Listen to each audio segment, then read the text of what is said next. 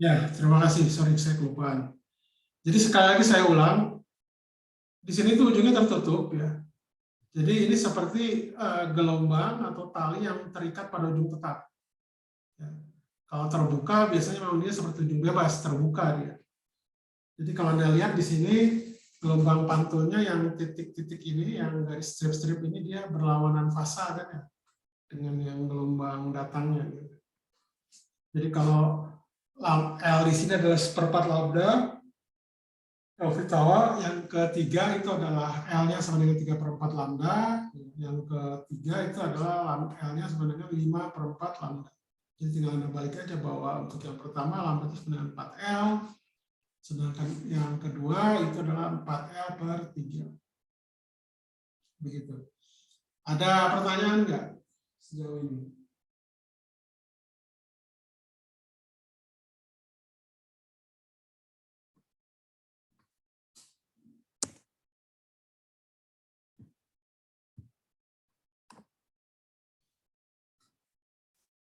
Ini cuma ini aja. Jadi pada resonansi perpindahan antinode itu pada ujung terbuka dan perpindahan node itu pada ujung tertutup. Itu aja yang ini.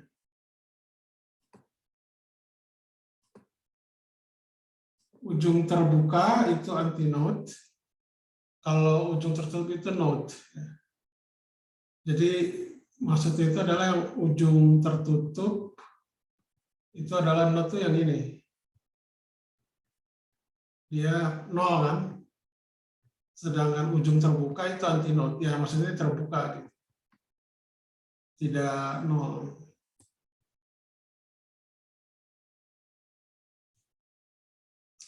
Ya ini cuma sekedar tadi aja yang saya perhitungkan. Misalkan untuk N sama dengan 1. Saya dapatkan seperempat lambda 1 itu sama dengan L. Kalau kita tinjau, ya lambda kali V, bukan lambda kali V, maaf. Lambda kali F itu sama dengan V, ya V-nya itu tetap karena kita meninjau pergerakan bunyi dalam udara gitu ya. Jadi lambda 1 kali F itu, lambda kali F itu dia konstan sifatnya. V-nya sekitar 350-an meter per sekon. Jadi kalau dia itu kecepatan tetap ya di dalam udara, ya berarti tinggal Anda pakai rumus lambda 1 kali F1 sama dengan V gitu ya. Jadi didapat frekuensi yang diperoleh itu adalah ini.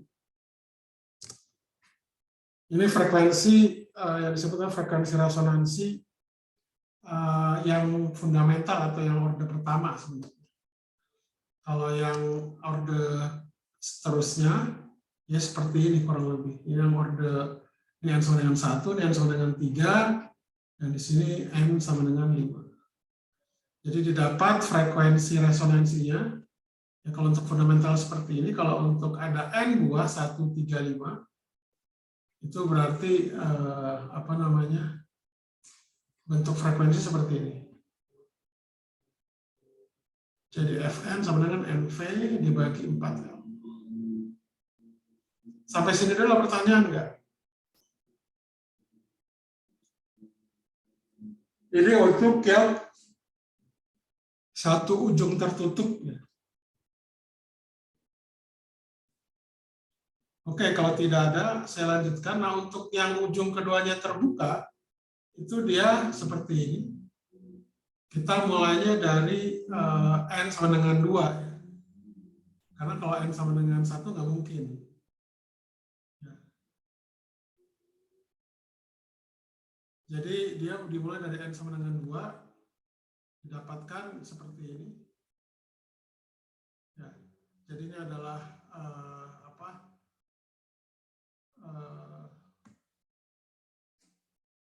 lambda sama dengan L gitu ya.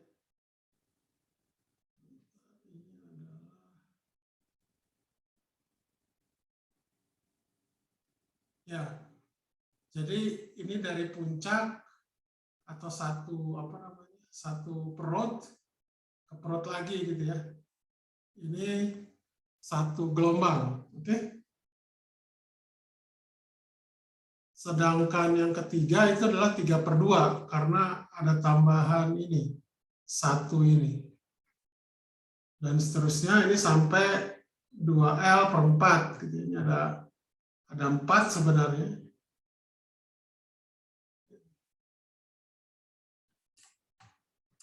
Sampai sini dulu pertanyaan enggak? Sebelum saya lanjutkan. Ini cuma saya bilang yang tadi.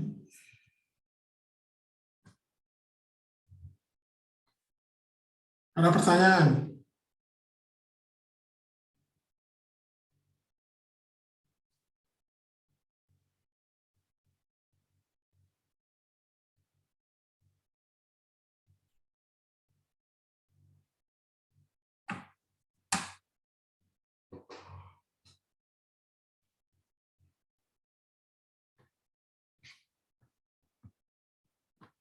Ada pertanyaan nggak? Tidak ada.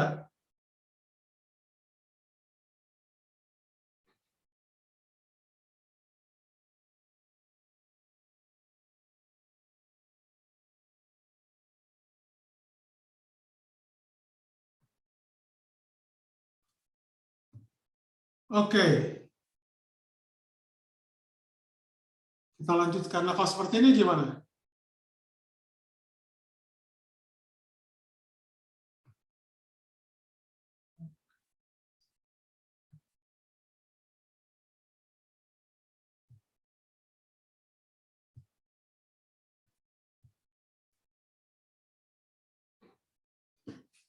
Kalau seperti ini bagaimana?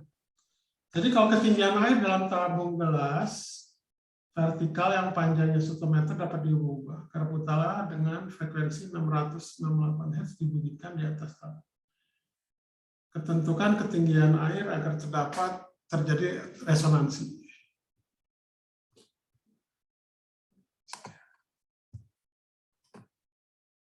Oke, jadi kalau misalkan L itu adalah kolom udara yang panjangnya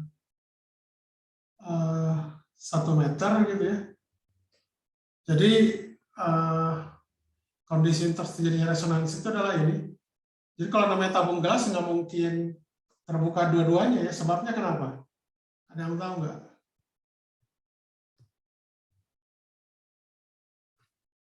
Saskia.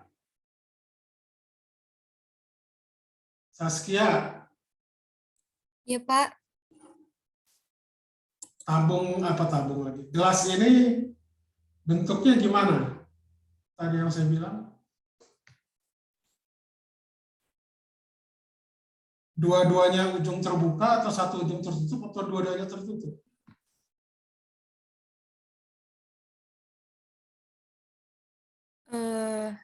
Salah satunya ya, Pak. Ya menurut Anda gimana?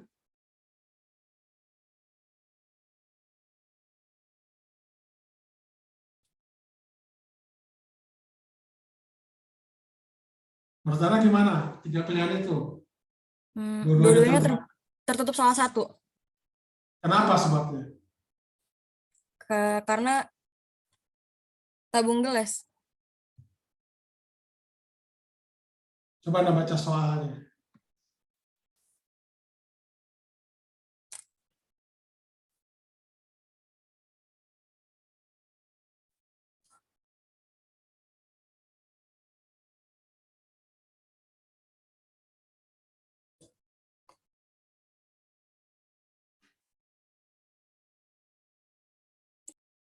Ngerti nggak maksudnya?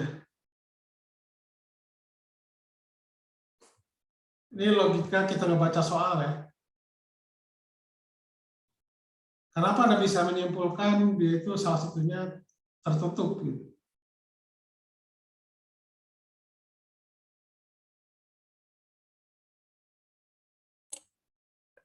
Kalau terbuka bocor. Bukan ya, Pak? Iya betul. Jadi kalau jadi gini, ini Anda lihat baca soalnya coba. Ada air di sini. Kalau Anda dua-duanya terbuka, nggak mungkin dong ada air. Apalagi dua-duanya tertutup. Nggak mungkin. Gimana cara masukin air? Jadi memang salah satunya harus tertutup. Gitu. Ya, jadi kalau ini salah satu tertutup, berarti kita pakai yang pertama tadi kan, yang ganjil. Ya, 1, 3, 5.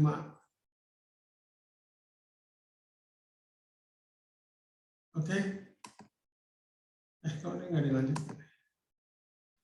Oke, jadi kita pakai yang pertama kasusnya. Jadi agar supaya terjadi resonansi, V di sini ini adalah kecepatan bunyi dalam air ya, 343.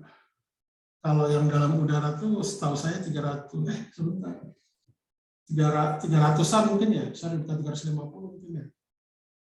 300-an rasanya ya. Kalau dia itu biasanya kalau makin padat mediumnya itu dia makin cepat biasanya. Bunyi itu. Kemarin yang disoalkan di kecepatan bunyi di tembaga kalau saya 10 kalinya ya dari udara ya. Mungkin 300-an ya kali ya.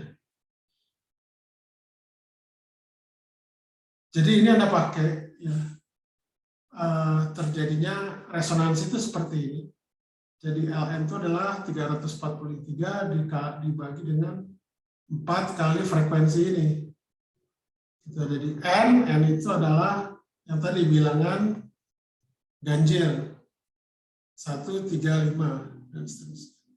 Ini cuma sebagai contoh aja ya, dari 1, 3, 5, 7 ya. Anda ambil.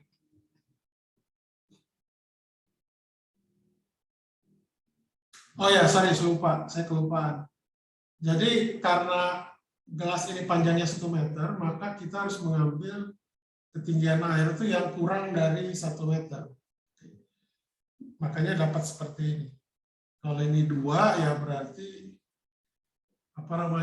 bisa di atas 1. Cukup jelas ya apa yang saya jelaskan atau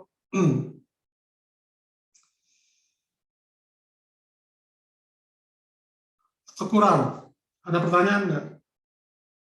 Sorry, ini ketinggian apa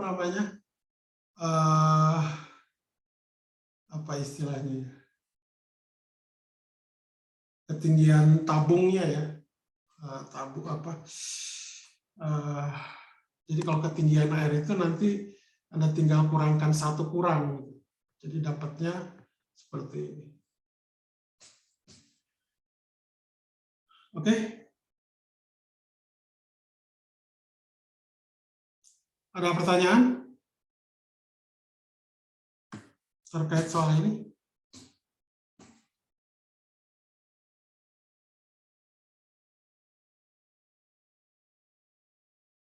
Ada pertanyaan nggak? Kalau tidak ada, saya lanjutkan. Oke, jadi terkait dengan bits kemarin ya. Jadi bits itu terkait dengan interferensi dari 2 gelombang yang frekuensinya berbeda. Ya bisa dikatakan bisa berdekatan, bisa tidak ya, tidak harus. Yang jelas dia ada frekuensi yang rendah, ada frekuensi yang tinggi. Sehingga nanti osilasinya kalau saya gabungkan itu bisa kita gambarkan seperti ini. Jadi osilasi yang pertama ditambah osilasi kedua itu sama dengan menggunakan ini, itu sama dengan 2Sm cos omega prime T cos omega T, di mana omega prime itu adalah setengah kali selisih dari omega 1 dengan omega 2. Ini karena cos ya, jadi kita tidak perlu memutarkan gitu. Nah, jadi karena yang ini kenapa saya omega itu adalah omega 1 plus omega 2, tapi karena dia itu berdekatan, jadi bisa dikatakan ini ya sama lah ya.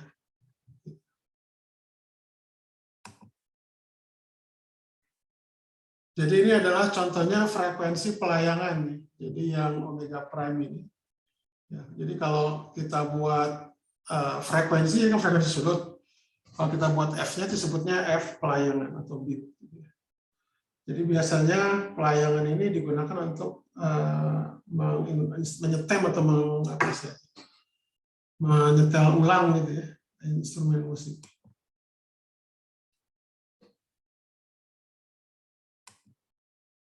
Ini rasanya udah ini kan. Ini jadi contoh lain, misalkan sebuah garpu tala gitu ya, dengan frekuensi yang tidak kita menghasilkan 3 pelayangan per detik jika dibunyikan bersama garpu tala standar dengan frekuensi 38 Hz. Oke. Frekuensi pelayangan berkurang saat sepotong lilin ditempelkan pada salah satu kaki garpu tala pertama. Berapa frekuensi gerak garpu tala tersebut? Jadi apa namanya, untuk apa namanya, tadi apa? Ini 3 pelayangan per detik, jadi f-bit-nya itu adalah 3 Hz. Jadi standarnya garpu tala itu 384. Jadi karena dia menghasilkan 3 pelayangan, karena pakai ini berarti kalau enggak dia itu dikurang ya, 381, 387 gitu ya. Jadi kalau dia itu istilahnya pelayangannya menurun gitu ya, jadi F1 itu lebih dekat ke ini. Ya, jadi dengan menggunakan rumus ini, itu didapatkan bahwa yang memungkinkan itu cuma 387. Ya. Kenapa ini diambil? Karena tadi dilihat bahwa salah satu garpu tala ini itu ditempelin, jadi dia masanya bertambah. Kalau Anda lihat di sini masanya bertambah, berarti frekuensinya itu berkurang gitu ya. Frekuensinya berkurang. Sampai sini ada pertanyaan nggak?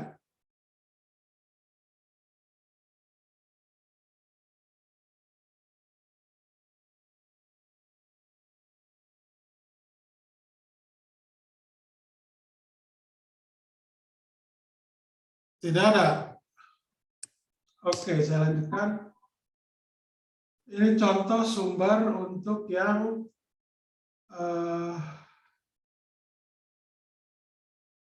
ini rasanya dipol ya. Garpu tala yang apa namanya? Ya simulasi gambar dari getaran garpu tala itu seperti ini. Oh sorry, ini berarti sumber yang silinder. Ya. Ini untuk 4 garpu tala, ini untuk 2 garpu tala. Jadi dia adalah di sini bolak-balik ya. Kalau ini bentuk silinder ya, beda.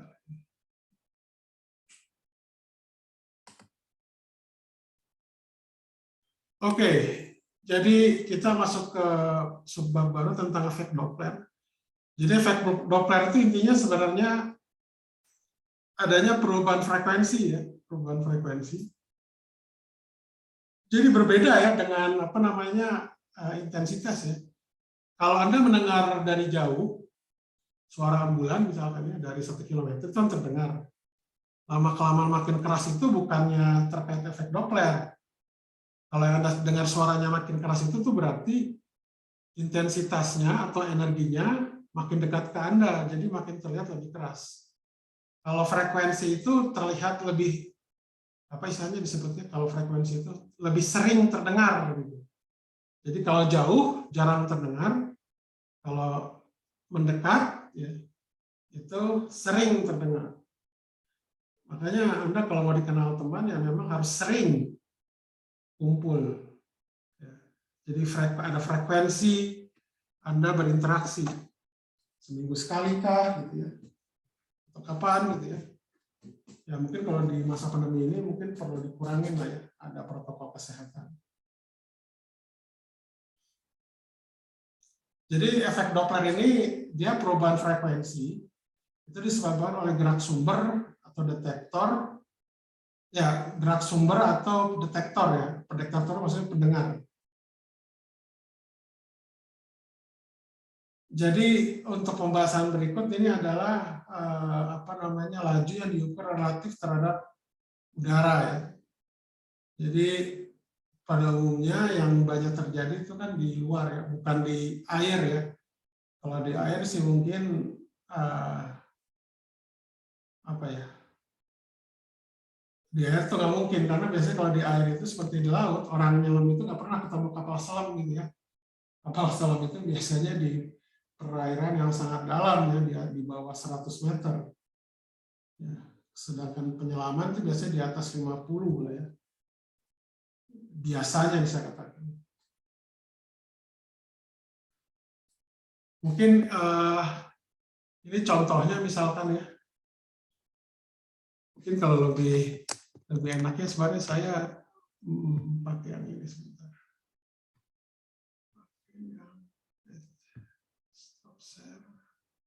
Pakai yang ini.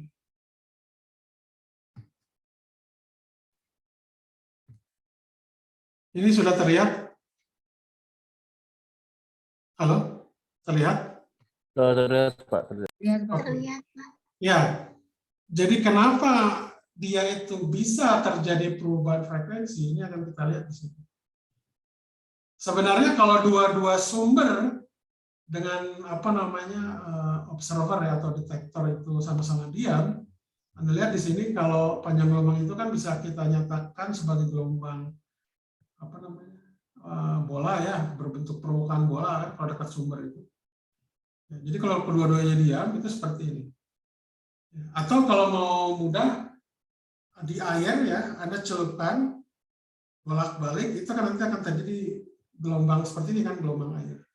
Jadi Anda ininya di satu titik gitu ya, diam. Nah sekarang kalau dia bergerak, dia bergerak. Jadi kalau Anda celupkan air itu sambil bergerak, maka yang terjadi itu adalah panjang gelombang yang terjadi itu seperti ini. Jadi yang ke arah gerak sumbernya itu dia makin pendek panjang gelombangnya dibanding dengan yang dia menjauh. Jadi kalau dia itu bergerak ke arah kanan, itu berarti yang sebelah kanan panjang gelombangnya makin pendek. Kalau yang dia itu makin jauh, Anda lihat sini panjang gelombangnya makin panjang. Jadi sebenarnya pergerakan itu menyebabkan perpendekan dan perpanjangan gelombang. Nah, karena kecepatannya tetap, ya, karena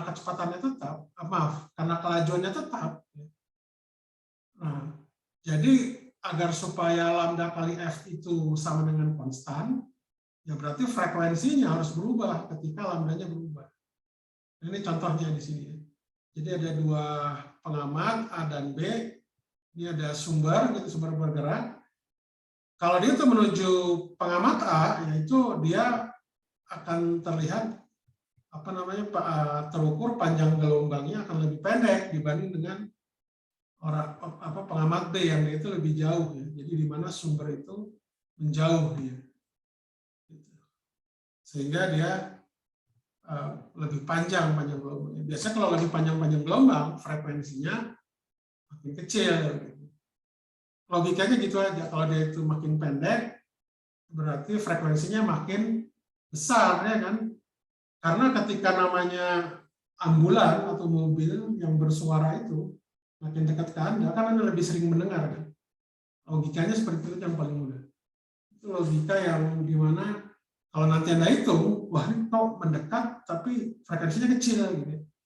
Nah itu kalau dari secara logika fisik itu nggak mungkin. Jadi kalau dia itu namanya mendekat, harusnya frekuensinya makin besar dibanding dengan yang dia menjauh.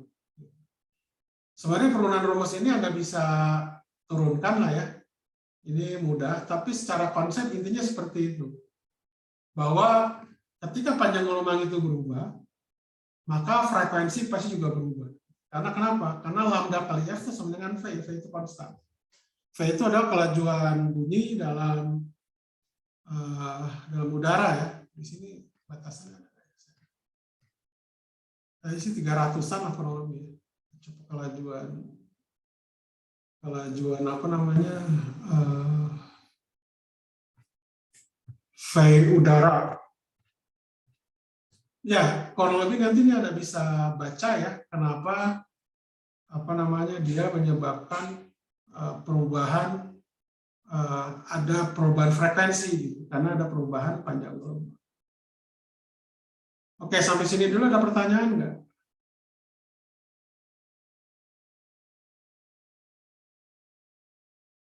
Sampai sini dulu pertanyaan.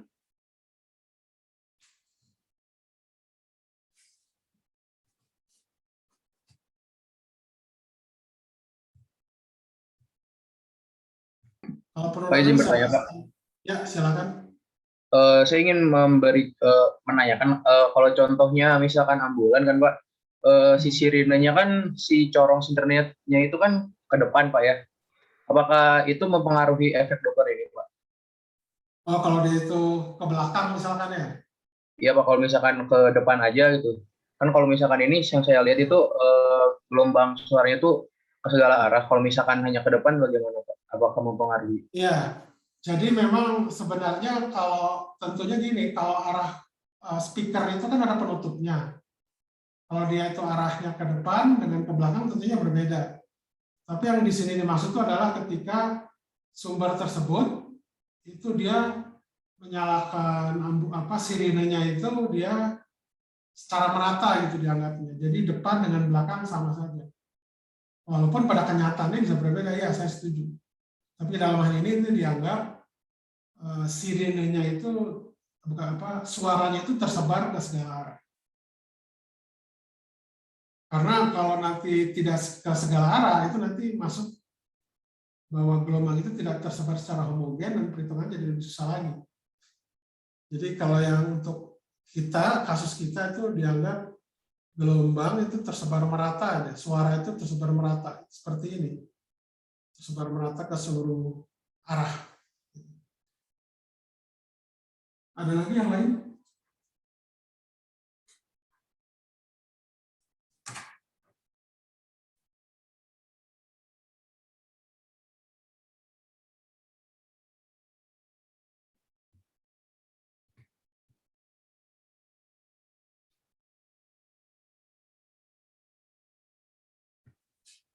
Oke.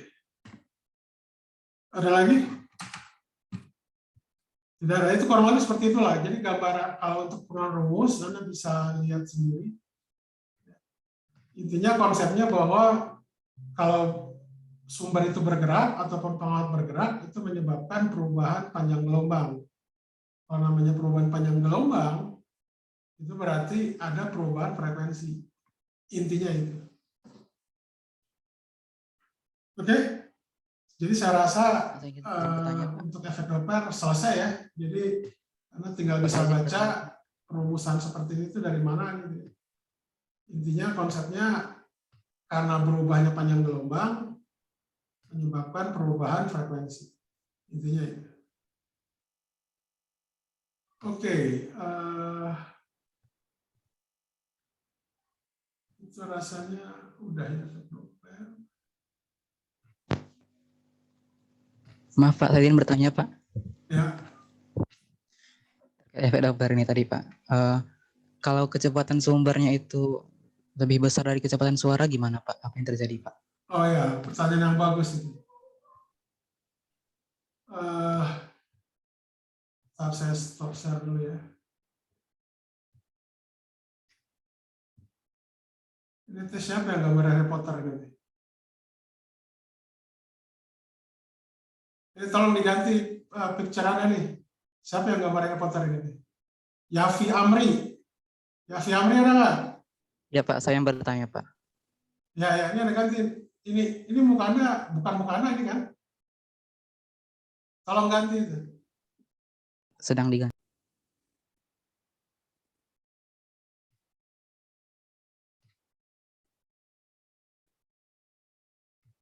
Faiz Fiderli. Itu tolong diganti. PP Anda itu. Ya.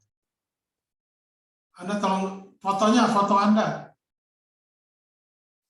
Tolong ganti, kalau enggak saya taruh di ini. Sekarang Anda ganti. Apa? Ya, Fiamri belum dirubah. Enggak, tadi apa Pak? Foto?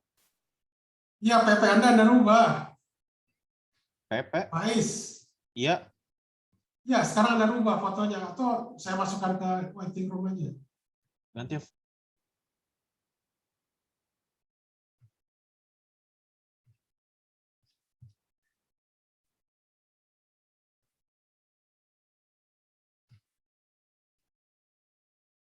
Faiz tadi mana Faiz? Udah ya, udah saya itu ya. Di waiting room. Tadi siapa tuh yang ini? Yang Anda bertanya, Yafi udah ya? Oke. Iya, Pak. Oke.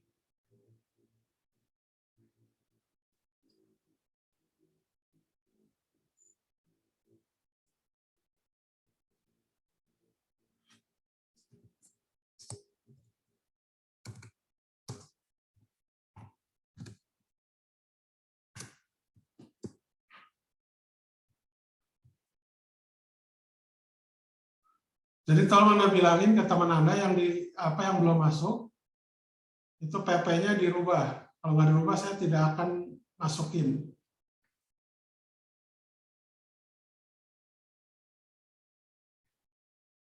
Oke, tadi saya lupa. Pertanyaan, oh ya, gimana kalau dia itu lebih dari kecepatan suara ya? Oke. Benar, Pak. Oke ya. Jadi kalau Anda lihat di sini, V di sini adalah kelajuan udara dalam kelajuan bunyi dalam udara, dengan Vs ini adalah kecepatan sumber. Gimana kalau sumbernya melebihi kecepatan suara? Ini kan jadi seperti apa namanya, singular, akan meledak gitu ya, sehingga gitu ya.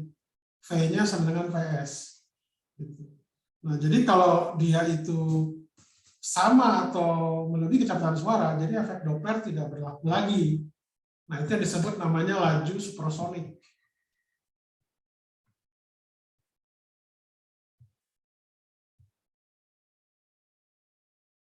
Jadi kelajuan supersonik ya. Jadi dia di mana efek Doppler itu tidak berlaku lagi.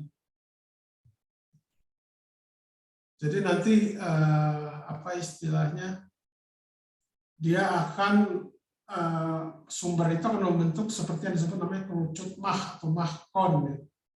Jadi akan menghasilkan yang disebut namanya gelombang kejut atau shockwave. Jadi ini contohnya misalkan ya. Jadi ketika dia itu sama dengan kecepatan bunyi gitu ya dalam udara, ya, dia itu akan makin pendek kan. Ini ketika sama nih, 1 Mach itu sama dengan kecepatan udara. Sedangkan yang ininya, ini yang melebihi dari kecepatan suara. Jadi kelajuan sumbernya melebihi dari kecepatan suara.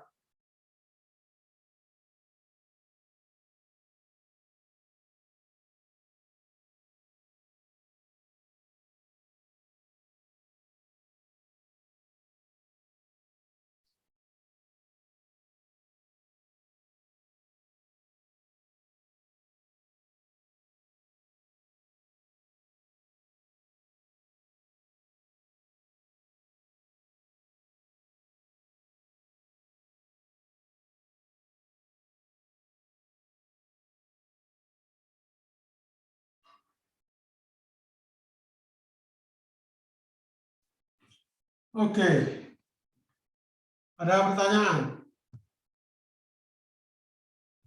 Itu kurang lebih. Saya ingin melanjutkan, Pak, tadi yang pertanyaan tadi. Kenapa? Jadi ingin melanjutkannya tadi, Pak. Berarti kalau Ya. pendengarnya yang misalnya pendengarnya ada di sebelah kanan, Pak. Terus ini kan dia kan objeknya bergerak ke kanan. Jadi pendengar yang di sebelah kanan ini mendengar suaranya itu seperti apa, Pak? Ya itu, jadi shockwave, jadi seperti kayak meledak gitu, dentuman yang dihasilkan. Jadi makanya kan kalau Anda lihat, kalau Anda bukan sering ya, di Indonesia itu ada air show ya.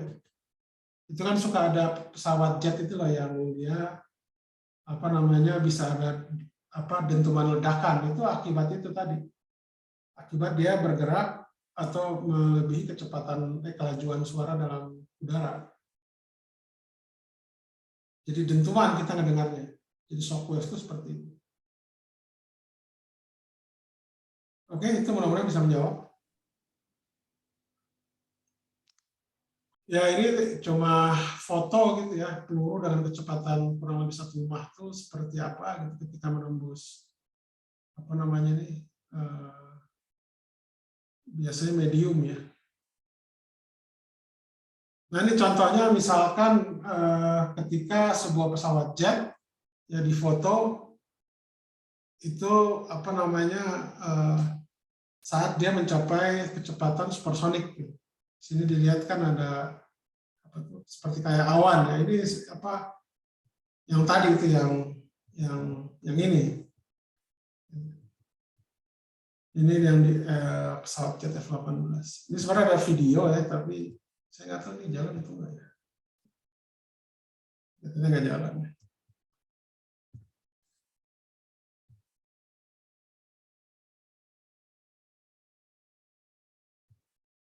Ini yang peluru dengan kecepatan 2,45 Mach ya. Ya ini di foto aja. Jadi Anda lihat ini kerucutnya jadi lebih tajam gitu ya ujungnya. Nah ini contoh dari tadi ya. Jadi pesawat eksperimen yang namanya T-38 Talon gitu.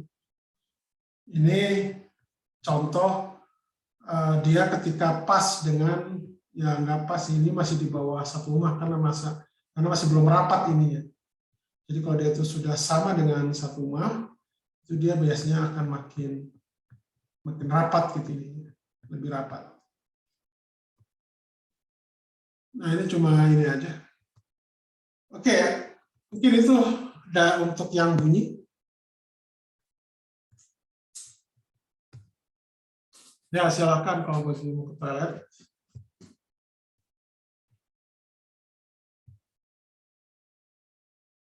Saya lanjutkan, mungkin kita pakai ini dulu ya, pakai apa namanya PowerPoint dulu sebelum nanti kalau nanti saya apa namanya mencoret-coret kita bisa pakai ini apa papan tulis lah ya, papan tulis. Jadi kita masuk ke fluida ya. Sebentar, saat ini tuh kita bahas fluida ya.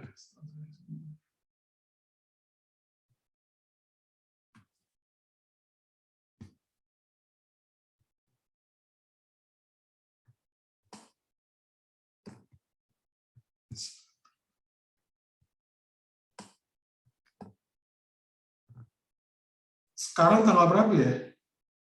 Oh, tanggal 8 ya. Berarti harusnya sudah teori kinetika gas ya. Oke, kita telat sedikit lah. Apa-apa. Oke. Ada pertanyaan? Tidak ada. Oke, saya lanjutkan. Jadi pokok materi bahasan fluida itu adalah pertama tentang fluida gitu ya, ada fluida statik. Fluida statik, fluida statik itu ya fluida yang tidak mengalir. Ada kata kunci di situ, tidak mengalir. Kemudian kita bahas juga tentang tekanan, prinsip Pascal, prinsip Archimedes, kemudian fluida dinamik dan persamaan Bernoulli.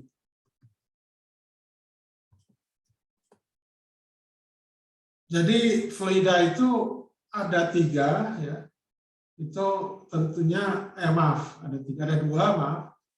Jadi yang kalau wujud benda itu ada padat atau solid, kemudian cair atau liquid, ada gas. Nah, fluida itu masuk bagian dari cair dan gas. Karena cair dan gas ini dia bisa mengalir. Kalau padat, ya padat itu tidak kita bisa sebut aliran gitu ya. Tidak bisa kita sebut aliran.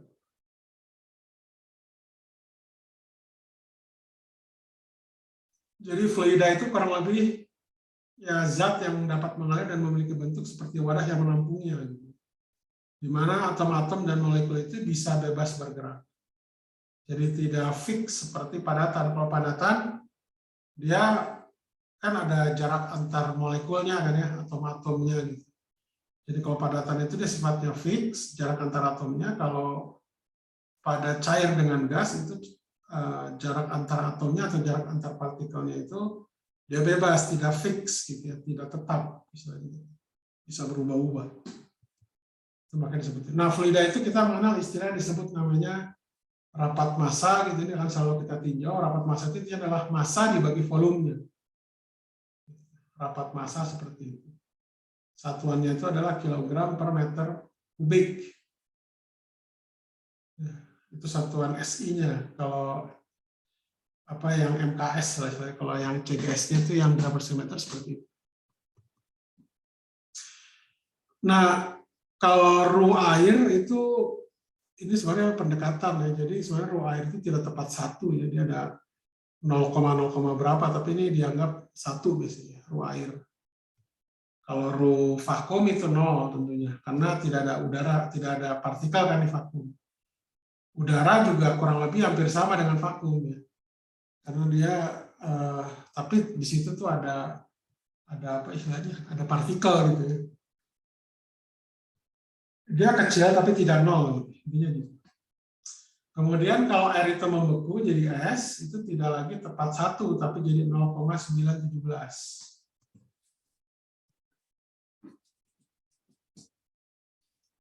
Maaf, ini tadi saya salah. Ini artinya 1000 kg per meter kubik, maaf, untuk air. Kalau untuk es itu adalah 917 kg per meter kubik. Mohon maaf tadi saya ada kesalahan.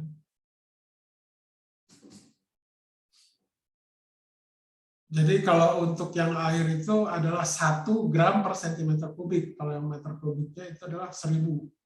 Sedangkan yang es itu adalah 917 kg per meter kubik. Kalau gram per sentimeter kubiknya itu 0,917. Jadi tidak lagi tepat satu gitu ketika air turun. Nah ini kemudian udara yang saya bilang tadi itu adalah 1,29 kg meter kubik. Ya, jadi kalau di gram per sentimeter kubiknya itu adalah 10⁻³ kan Anda lihat di sini. Jadi bisa dikatakan ordernya 10⁻³. Jadi sangat kecil kan dibanding dengan air dengan es gitu ya. Yang ini 1, yang ini 0,9. Kalau ini 10⁻³, jadi artinya memang udara itu sangat kecil rapat masanya. Kemudian ada yang disebut air raksa. Air raksa itu jelas dia di atas 1 ya, ini 13,6 gram per meter kubik. Air raksa ini beracun ya, jangan lupa. Harus hati-hati. Kemudian dalam fluida juga kita mengenal yang disebut namanya besaran, namanya tekanan. Tekanan itu adalah F dibagi A. Itu tekanan. Satuannya itu adalah Newton per meter persegi atau 1 Pascal kita nyebutnya. Dan disebut juga namanya bar, itu adalah 10⁻⁵ Pascal. Milibar 10,2 atau ada 1 torr itu 133,3 Pascal atau 133,3 Newton per meter persegi. Kemudian ada lagi ATM, 1 atmosfer, itu adalah 1,013 kali 10⁻⁵ Pascal. Jadi yang SI-nya itu adalah Pascal ya, yang Newton per meter persegi. Ini cuma terkait ini aja. Jadi harus diingat, tekanan itu adalah ukuran penjalaran gaya oleh fluida ya. Didefinisikan sebagai gaya bekerja tegak lurus pada suatu permukaan persatuan luas permukaan.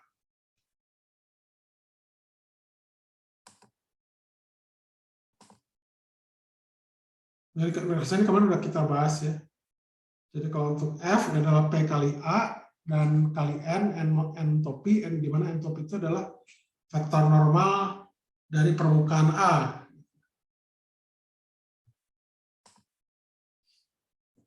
Oke.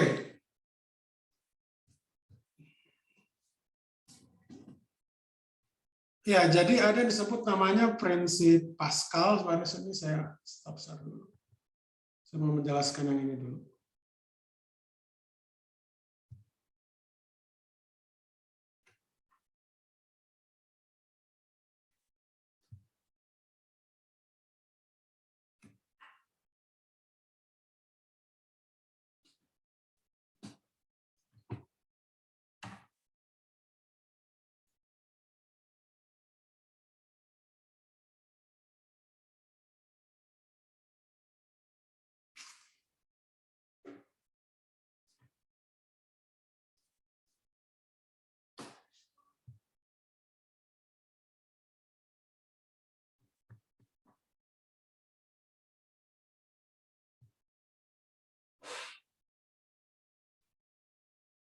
Menulisnya agak lama ya.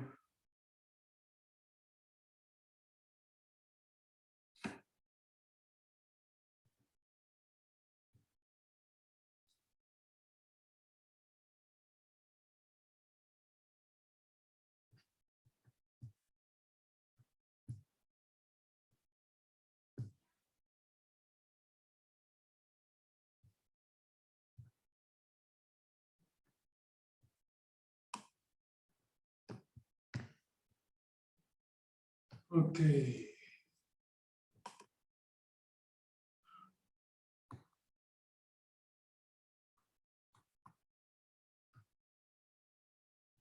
Oh, sebentar.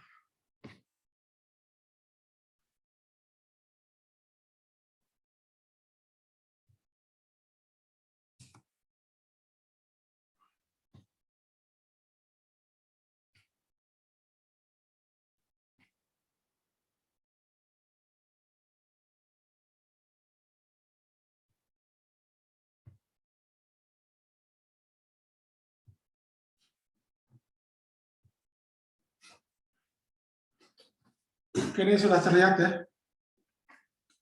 Sudah terlihat. Lihat, Pak. Lihat, Pak. Jadi prinsip Pascal.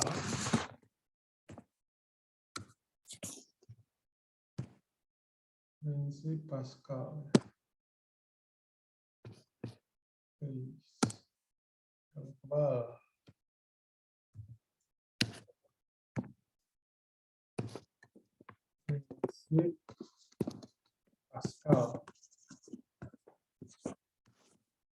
Jadi prinsip Pascal itu biasanya terkait dengan ini. Jadi kalau tekanan dalam fluida itu tersebar merata ke seluruh ruang.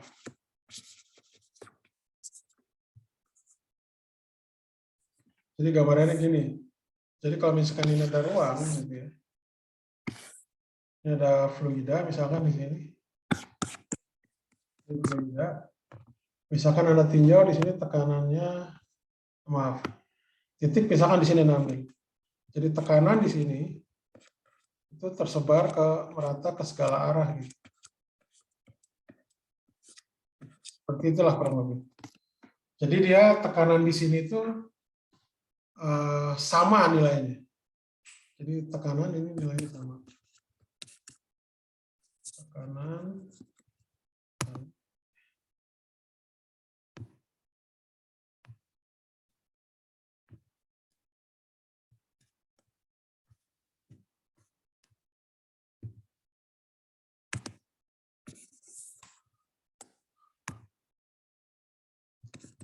Tekanan bernilai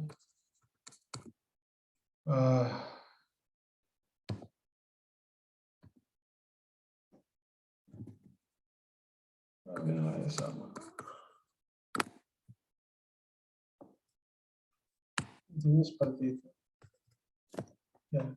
Jadi kita pakai prinsip ini. Jadi kalau kita mau menggambarkan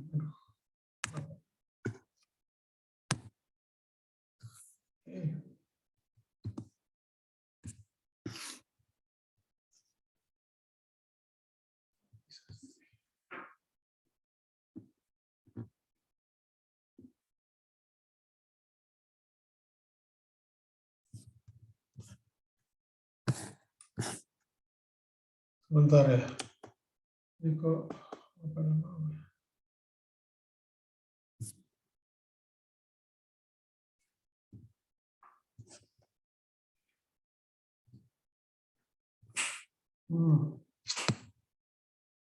Apa ya?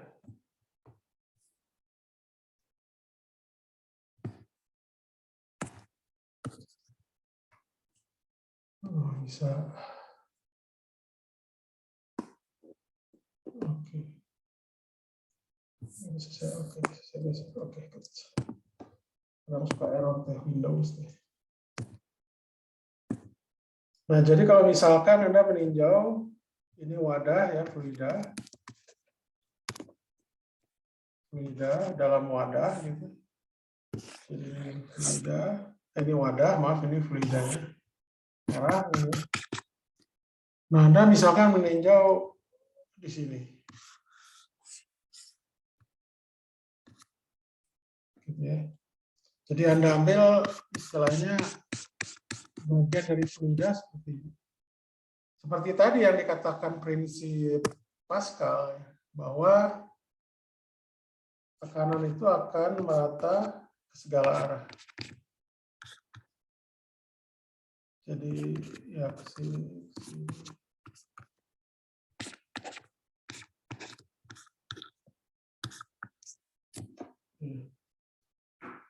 Jadi kalau kita lihat di sini, misalkan saya mengambil ini bentuknya kubus yang paling mudah. Oke. Jadi misalkan dari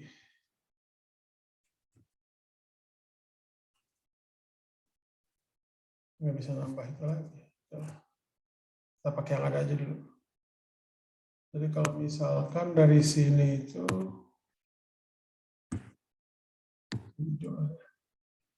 ini adalah Y1, di sini adalah Y2. Jadi Y1 itu lebih kecil dari 0, Y2 itu lebih kecil dari 0 ya, harus diingat. Karena kenapa lebih kecil dari 0? Karena ini terkait dengan kedalaman. Kedalaman.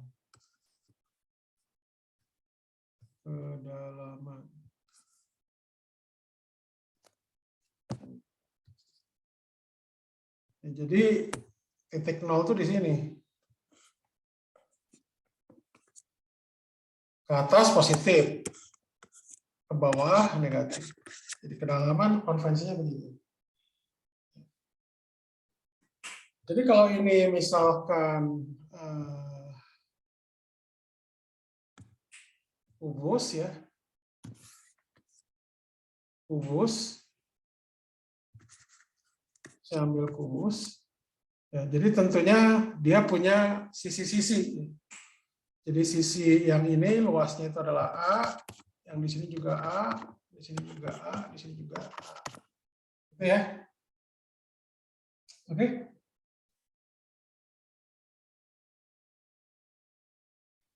Jadi kalau kita lihat, jadi pakai prinsip Pascal. Prinsip Pascal.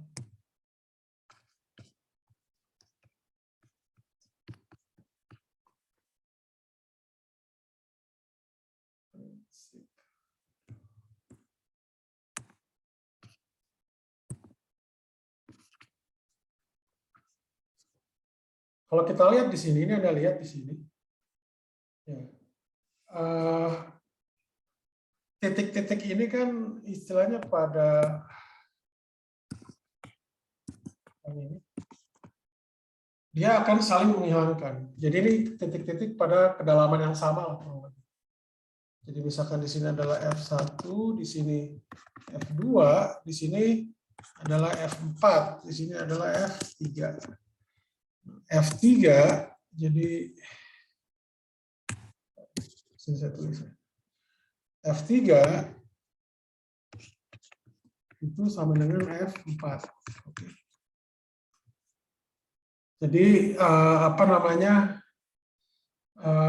Karena dia dalam kedalaman yang sama. Ya. Jadi kedalaman yang sama, dia tekanannya sama. Kurang lebih seperti itu. Oke? Sampai sini ada pertanyaan nggak?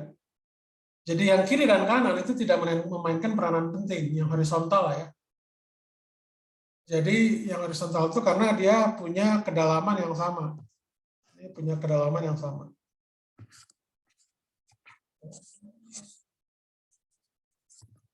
Yang sama. Jadi karena dia punya kedalaman yang sama, jadi F3 dengan F4 itu semuanya akan saling menghilangkan. Kemudian untuk yang atas dengan yang bawah, F1 dengan F2,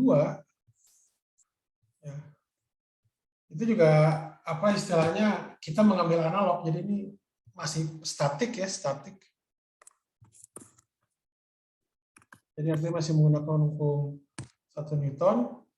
Ini untuk yang horizontal, ya untuk yang vertikal itu tentunya yang F2 dikurangin F1. Ya. Jadi tentunya di sini nanti akan ada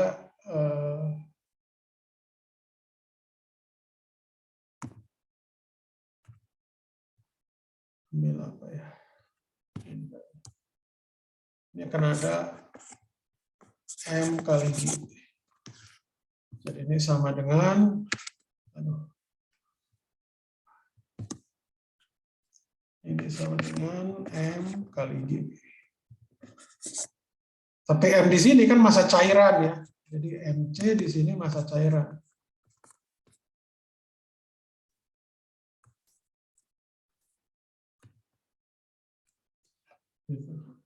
Oke. Karena massa cairan itu biasanya kan terkait dengan rho cair dikali dengan volumenya kan. Volumenya itu apa? Volumenya itu adalah A kali A.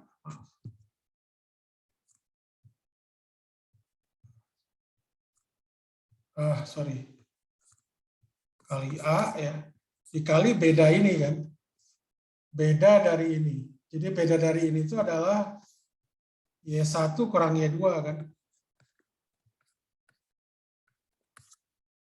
Oke? Paham nggak ini? Jadi Y1 itu pasti lebih kecil daripada Y2. Sebentar.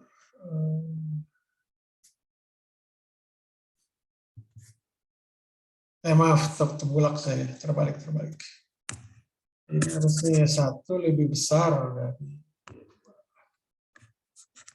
Oke, jadi kalau seperti ini betul.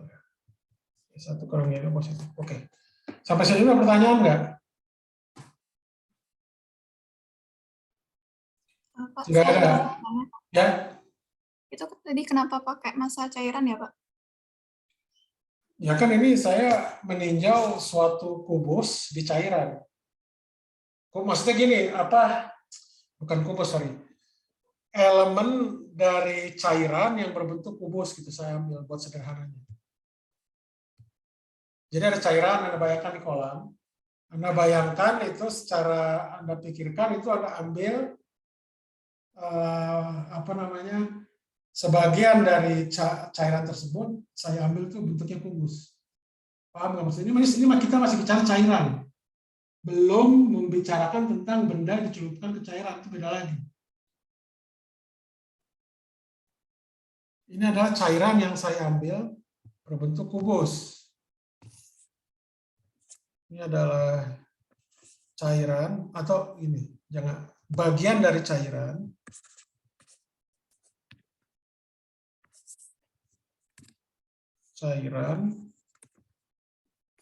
Yang berbentuk kubus. Gitu. Paham ya maksudnya? Paham, Pak. Terima kasih, Pak. Ya. Jadi saya belum meninjau benda dicelupkan, belum. Saya baru mengambil ini cairan, saya ambil bagiannya dan bentuknya kubus. Oke, ada lagi yang lain?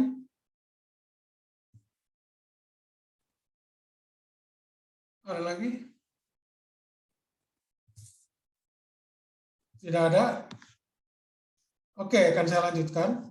Nah, karena F1 dan F2 ini dia kan tegak lurus ya dengan dengan permukaan. Jadi bisa dia terkait dengan ini kan, dengan permukaan, berarti kan F2 itu sama dengan P2 dikali A kan. Begitu juga F1 itu adalah P1 kali A. Jadi kalau saya gabungkan, maka akan saya dapatkan dari sini bahwa F1 di atas ya. Oke. P2, ya Allah. Bahwa P2 dikali A dikurangi P1 kali A itu sama dengan rho C A kali Y1 kurangi Y2.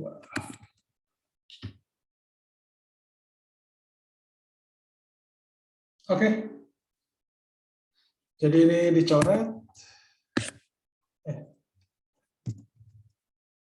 Coret. Jadi didapatkan bahwa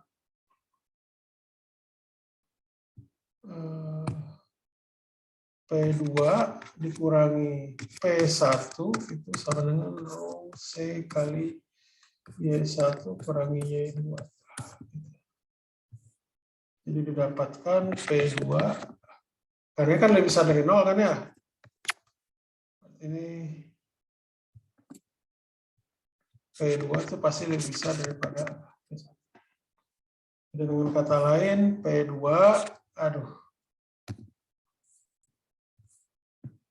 P2 itu sama dengan P1 ditambah rho C Y1 kurangi Y2.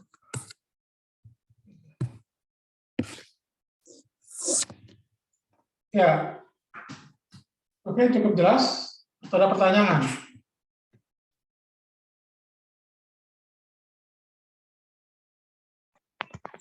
Pak, mohon maaf. Ya. Atas nama Altaf Rizaldi. Ini Anda jangan ngurusin orang, biar saya yang menentukan bisa masuk atau tidak. Anda ada pertanyaan atau tidak? Baik, Pak. Tidak ada, Pak.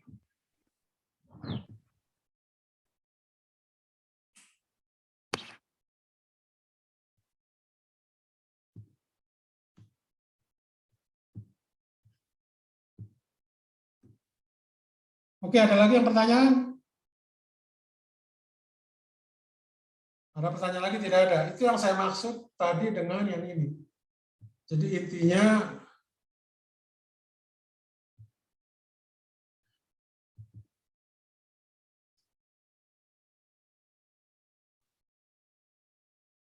ini kelihatan ya.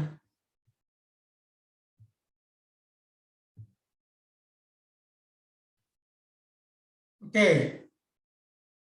Jadi intinya ini menurunkan ini, bahwa tekanan fluida itu sangat bergantung pada kedalaman. Gitu ya. Nah, cuma memang di sini konvensinya untuk kedalamannya Y1 dengan Y2 itu positif, sehingga Y2 itu lebih besar daripada Y1.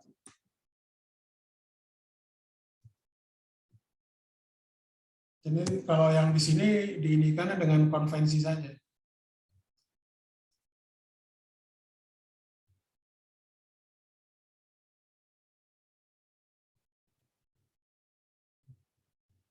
Oke, ada pertanyaan enggak?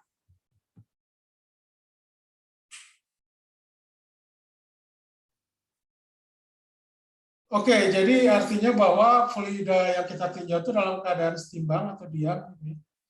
Jadi kalau Anda lihat di sini, kalau tabungnya berbentuk lurus ya seperti ini, kemudian nanti kalau ada bentuknya seperti ini, kalau dia itu ada seperti ini, ya seperti ini, dan seterusnya. Dan kalau kita lihat di sini, kalau misalkan kita meninjau, walaupun dia itu bentuknya berbeda-beda, tapi kalau dia itu pada kedalaman yang sama, kalau kita pakai rumus ini, itu tetap aja sama.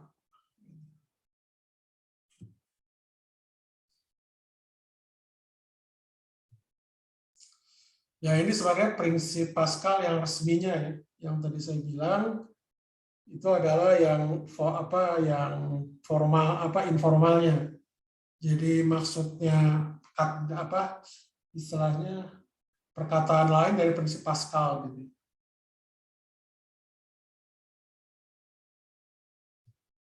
Nah, ini salah satu aplikasinya itu adalah terkait dengan tuas ungkit ya, atau namanya itu pompa hidrolik kita nyebutnya. Jadi kalau Anda lihat di sini contoh pompa hidrolik. Jadi yang satu itu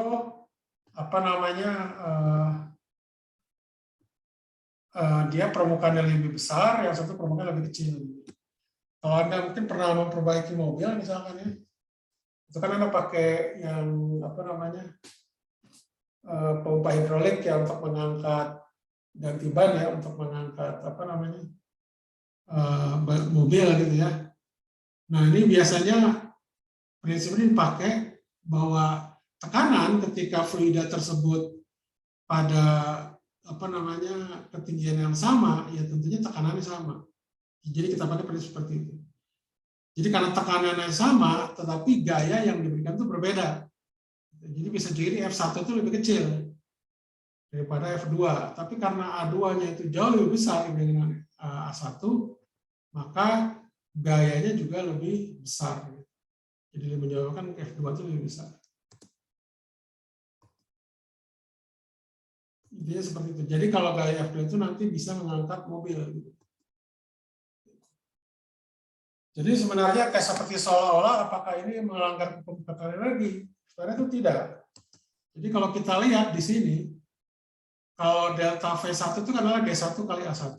Jadi perubahan dari volumenya. Sedangkan delta V2 ya kebetulan itu sama dengan D1 kali A2, tapi kan dia sama. Jadi kalau Anda gunakan rumusan ini, itu akan Anda dapatkan bahwa W2 itu ternyata akan sama dengan W1.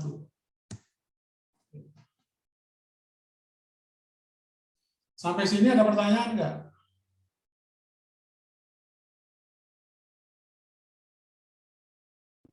Pak, saya izin bertanya. Ya, silakan. Kalau misalnya ada perbedaan ketinggian, nanti berpengaruh nggak Pak terhadap rumusnya? Perbedaan ketinggian jelas berpengaruh. Karena kan dari rumusnya ini aja yang ini, dia kan tekanannya kan bergantung pada kedalaman ya. Jadi apa istilahnya, bisa jadi ketika ini ditekan ya, tekanan istilahnya tekanan ini bisa jadi berbeda dengan tekanan yang di sini kan, karena dia beda kedalaman. Kalau di sini bisa jadi beda kan. Kalau dia itu pada kedalaman yang sama, tekanannya sama. Dia bisa jadi ya berpengaruh pada ini, pada apa namanya ketinggian. Ada lagi yang lain? Baik Pak, terima kasih jawabannya. Ya.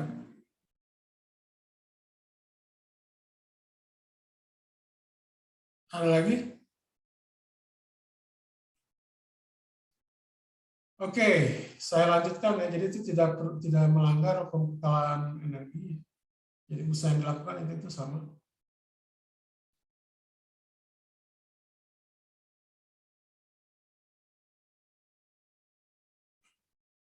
Oke, saya lanjutkan.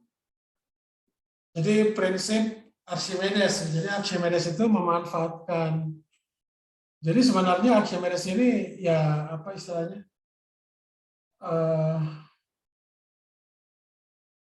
Dia menemukan ini tuh sebelum bisa jadi mengenal tentang konsep massa jenis ya, bisa jadi ya. Karena massa jenis itu rasanya jauh setelah Archimedes rasanya. Jadi dia cuma apa namanya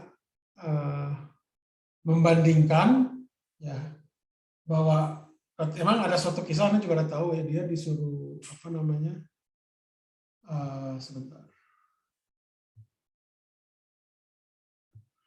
Dia disuruh memeriksa emas mahkota raja ini asli atau bukan. Dia bandingannya itu dengan emas lagi. Jadi emas yang dia ketahui itu murni, ketika dicelupkan dia akan apa istilahnya didapat pola yang sama gitu, terkait dengan perubahan volumenya. Nah, jadi untuk memeriksa itu ya dia menggunakan hal seperti itu. Dan juga salah satunya ini juga, kalau kelebihan prinsip Archimedes itu, kalau misalkan Anda diberi sebuah benda atau bola-bola lah ya, yang kecil gitu, bagaimana mengukur volumenya? Ya mungkin kalau sekarang apa namanya ada ini ya, apa istilahnya itu, kita nyebutnya apa ya, yang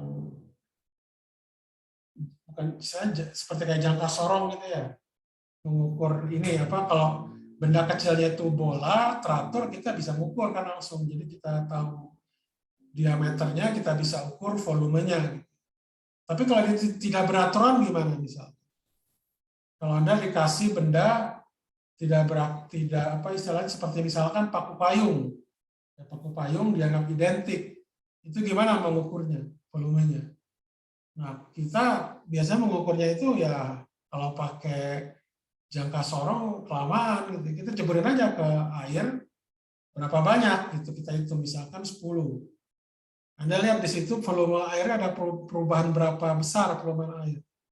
Nah, dari situ nanti ya kan volume benda kan yang dicelupkan sama dengan volume air kan. Tinggal bagi aja 10 itu masing-masing paku ininya segitu beratnya. Nah, tapi memang itu ada kelemahan. Kelemahannya apa? Karena kita menganggap biasanya paku payung tersebut itu identik gitu ya. Padahal kalau kita ingin secara presisi ya kita harus mengukur dengan jangka sorong gitu. Walaupun itu nanti pada akhirnya itu akan lama.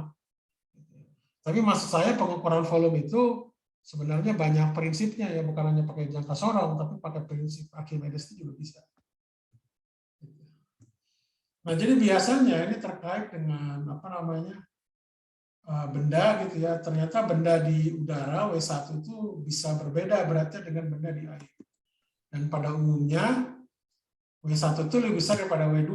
Kenapa? Karena biasanya nanti apa namanya? Karena kan ini nanti ada ini nih apa yang tadi yang ini ya. Sebenarnya yang F2 kurang F1 ini atau P1 kurang P2 kali A atau P2 kurang P1 kali A itu kita sebutnya gaya buoyancy.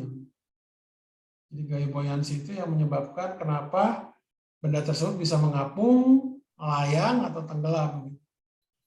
Jadi kalau dia itu tenggelam, itu artinya bahwa gaya apungnya lebih kecil dibanding dengan gaya beratnya. Itu nanti terkait dengan apa namanya rapat massa benda itu lebih besar, jauh lebih besar dengan rapat massa air.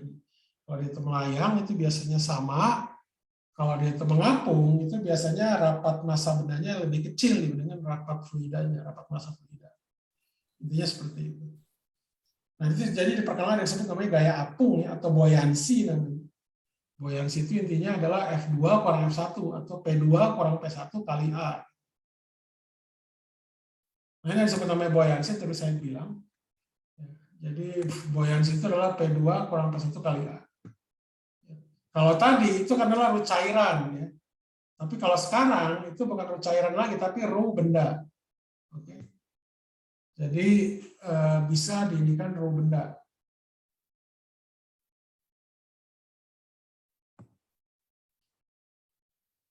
Jadi kurang lebih sama penurunannya gitu ya. Jadi FB di sini terkait dengan apa namanya fluida dikali dengan G kali dengan volume dalam benda atau sama dengan massa fluida yang dipindahkan kali G itu sama dengan apa namanya ya istilahnya sebutnya gaya berat fluida gitu ya, kurang lebih seperti itu. Sampai sini dulu pertanyaan.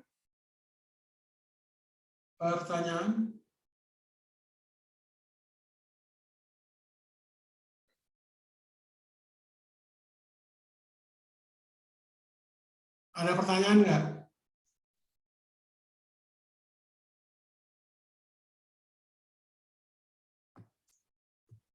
Oke. Nah ini contoh misalkan benda terapung ya, seperti ini. Jadi kalau benda terapung seperti ini, ya, itu artinya tidak semua bagian dari benda ini itu tercelup ke air. Ya. Jadi apa istilahnya? Kita nyebutnya gaya apungnya itu sama dengan rho fluida kali dengan V. BF itu yang dipindahkan atau bisa dikatakan perubahan ininya. Perubahan apa namanya? Volume cairannya. Nah, kalau Anda lihat di sini, karena buoyancy ini sama dengan gaya beratnya, gaya berat dari benda ini, maka dikatakan bahwa F buoyance itu kan tadi terkait dengan ini fluida kan ya, dan volumenya itu terkait dengan perubahan volume dari cairan ya akibat benda dicelupkan. Nah, karena ini sama dengan mg, ya, mg itu adalah massa kali massa benda kali g itu percepatan gravitasi. Jadi kalau kita masukkan rumusnya, berarti rho fluida yang bagian kiri itu adalah rho fluida G V BF sama dengan rho benda kali G kali V benda. Ini V benda secara keseluruhan ya. V benda secara keseluruhan. Oke, kalau VBF itu adalah ketinggian air yang berubah atau katakanlah bagian benda yang tercelup air gitu. Kurang lebih seperti itu. Jadi ternyata Anda lihat di sini VBF. Nggak tahu, Ibu. Minta dong, Pak. Ini siapa yang tidak diimutkan? Maaf, Pak. Saya, Pak. Ya. Tolong dimute. Oke, jadi kalau Anda lihat dari rumusan ini bisa dapatkan bahwa VBF dibagi V benda itu sama dengan rho benda kali dibagi rho fluida. Jadi artinya kalau seperti ini itu ada bagian benda yang tidak tercelup, berarti VBF di sini itu pasti lebih kecil dibanding dengan volume benda keseluruhan kan, karena ini cuma benda yang tercelup. Jadi artinya kalau VBF dibagi V benda itu lebih kecil dari satu, artinya tidak sama, maka rho benda itu pasti lebih kecil dibanding dengan fluida. Makanya di sini dia akan terapung gitu kita nyebutnya. Kalau dia itu tercelup semua, baik dimanapun maupun di atas, di tengah, itu di bawah saling tidak tenggelam, itu berarti VBF-nya sama dengan V benda, ya, benda yang apa istilahnya itu perubahan volume airnya ya akibat benda itu sama dengan V benda, jadi sama dengan satu, sehingga bisa kita dapatkan bahwa untuk dia itu melayang di dalam air itu dia rapat fluidanya sama dengan rapat massa bendanya. Kalau dia itu tenggelam, itu berarti rho bendanya itu lebih besar dibanding dengan rho fluida. Ya, kurang lebih itu dari saya. Ada pertanyaan nggak? Bisa kita lanjutkan mungkin hari Rabu ya, terkait dengan fluida dinamik. Jadi nanti akan kita tinjau fluida dinamik untuk Rabu sekalian untuk termodinamikanya.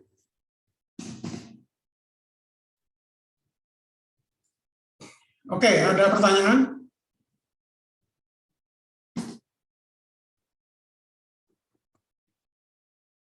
Ada pertanyaan?